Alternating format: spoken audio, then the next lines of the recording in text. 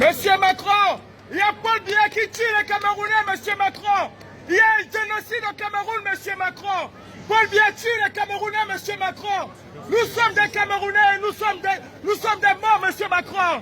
Monsieur Macron, s'il vous plaît, monsieur Macron, s'il vous plaît. Oui, monsieur Macron. Monsieur Macron, mon pays, il y a un génocide au Cameroun, monsieur Macron. S'il vous plaît, monsieur Macron, il y a un génocide au Cameroun, monsieur Macron. C'est un honneur pour moi, c'est un plaisir de vous voir, monsieur Macron. Moi aussi. Il y a plus de 22 morts. Je sais. Qui sont morts calcinés, monsieur Macron. Je sais ça. Nous sommes des Camerounais et nous souffrons. J'ai pris la Méditerranée, monsieur Macron, je vous ai écrit et vous avez répondu. Vous savez mon engagement sur ce sujet. J'ai mis la pression sur Paul Biya pour que d'abord il traite le sujet de la zone anglophone et ses opposants. J'avais dit, je ne veux pas qu'on se voit à Lyon tant que le général Camteau n'est pas libéré. Il a été libéré parce qu'on a mis la pression. Là, la situation est en train de se redégrader. Je vais appeler la semaine prochaine le président Biya et on mettra le maximum de pression pour que cette situation cesse. Je suis totalement au courant et totalement impliqué sur les violences qui se passent au Cameroun et qui sont intolérables. Donc je voulais vraiment... je vous remercie. Je fais le maximum. Macron. Je vous remercie, monsieur Macron. Mais il y a plus de 12 000 morts aujourd'hui. Nous, les jeunes Camerounais, nous prenons la Méditerranée parce que nous avons à la tête de nos États des dictateurs. Monsieur Macron, la France est un État de droit. La France est un pays de droits de l'homme. Elle ne peut pas soutenir les dictateurs. L'Afrique a besoin du soutien de la France, monsieur Macron. Là-dessus, je le redirai clairement, je parlais à Jeune Afrique. Nous sommes très clairs. Simplement, la France, elle est toujours prise dans un rôle, si je puis dire, compliqué en Afrique.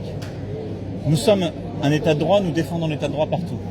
Mais quand en Afrique, un président français dit tel dirigeant n'est pas démocratiquement élu, les Africains disent mais de quoi venez-vous vous mêler?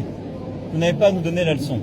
Donc moi, j'ai dit partout, je veux des dirigeants démocratiquement élus. Et là où ils ne sont pas démocratiquement élus, je travaillerai avec la société civile. Je mets la pression sur chacun et je travaille avec l'Union africaine et les organisations régionales pour mettre la pression. Quand le président Kabila était là, il y avait comme vous des opposants dans son pays. On a mis la pression, on a travaillé avec plusieurs autres présidents. On a réussi à ce qu'il y ait une alternance politique pour avoir le président Tshisekedi. Sur le président Biya, je lui ai dit, il doit rouvrir le jeu, il doit décentraliser, il doit libérer les opposants politiques, il doit faire respecter l'état de droit. Je mettrai tout ce qui est en mon pouvoir pour le faire, je veux vraiment que vous le sachiez. Mais ce n'est pas la France qui peut faire la démocratie au Cameroun à la place des Camerounaises et des Camerounais. Je le comprends, monsieur le président, sauf que quand il vient de prendre de l'argent en Afrique, quand il vient vous prendre de l'argent, c'est pas une ingérence. Si la France donne de l'argent au président africain... Non, moi là-dessus on est très vigilant, j'aurai l'occasion d'y revenir dans notre stratégie sur l'aide publique au développement. Nous finançons des projets. On ne donne pas d'argent à un président ou à un gouvernant. Sauf que ces projets que vous financez sont détournés.